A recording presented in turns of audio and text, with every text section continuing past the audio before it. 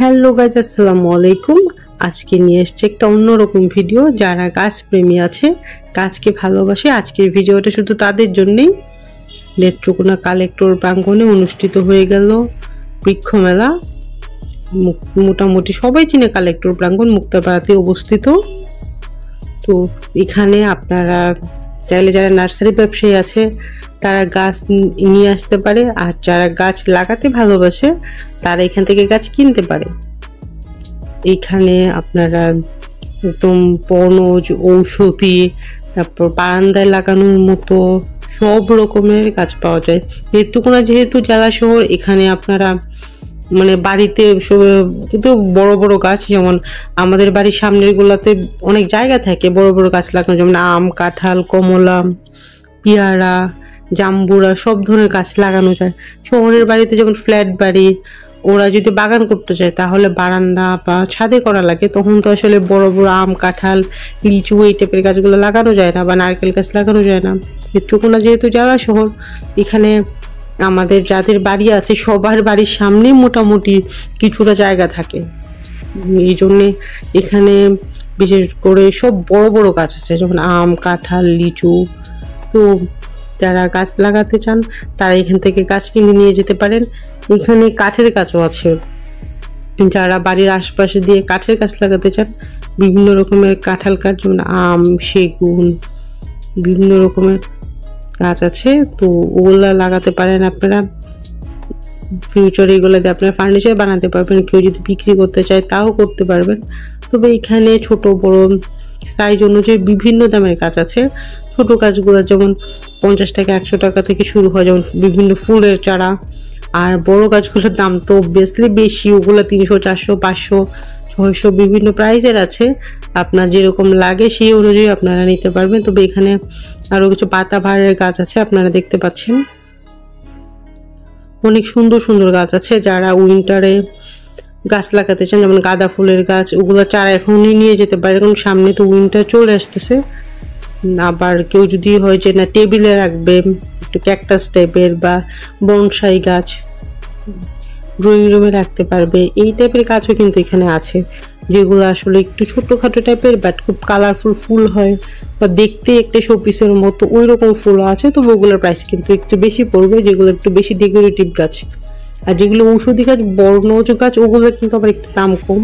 কিন্তু যেগুলো খুব সুন্দর টবে করা ওরা বিক্রি করছে, ওগুলোর প্রাইস একটু বেশি পড়ে। যেমন এখানে আপনারা বিভিন্ন রকমের বাড়ির সামনে লাগানোর চারা গাছও পাবেন, যেমন আমরা ছোটোবেলা কিছু কিছু মধু ফুল, রঙ্গন আর অনেক ফুল ছিল, তো ওই টাইপের গাছও এখানে আছে। এখানে কিন্তু প্রায় বৃক্ষ মেলা হয়।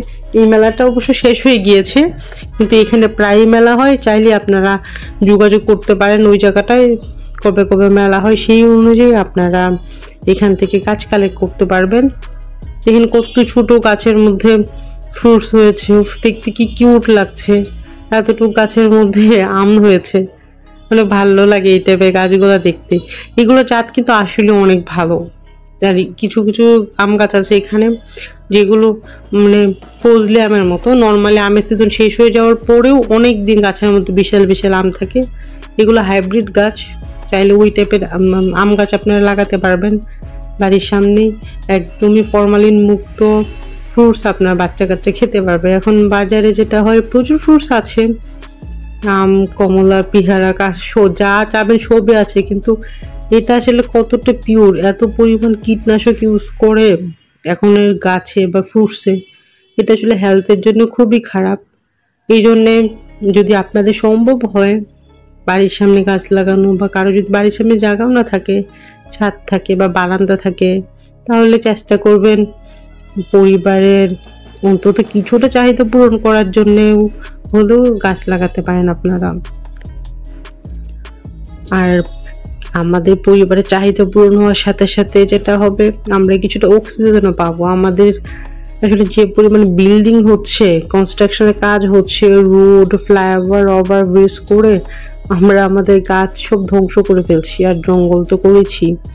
আমাদের বনজ সম্পদ নষ্ট করে ফেলার কারণে আমাদের আসলে আবহাওয়াটাও নষ্ট হয়ে গিয়েছে। এখন দেখতে পারেন আপনার প্রচণ্ড রকমের গরম হয়, এই বৃষ্টি হচ্ছে, যখন বৃষ্টি হয় হতেই থাকে, যখন বৃষ্টি হয় না হয়ই না, ডাস্ট শ্বাসকষ্টজনিত সমস্যা, যেমন বাচ্চাদের প্রচুর কাশি, সর্দি, ব্রঙ্কাইটিস, বিভিন্ন রকম সমস্যা হয়েই থাকে। সব কিছুর মূলে হচ্ছে এই কার্বন ডাইঅক্সাইড।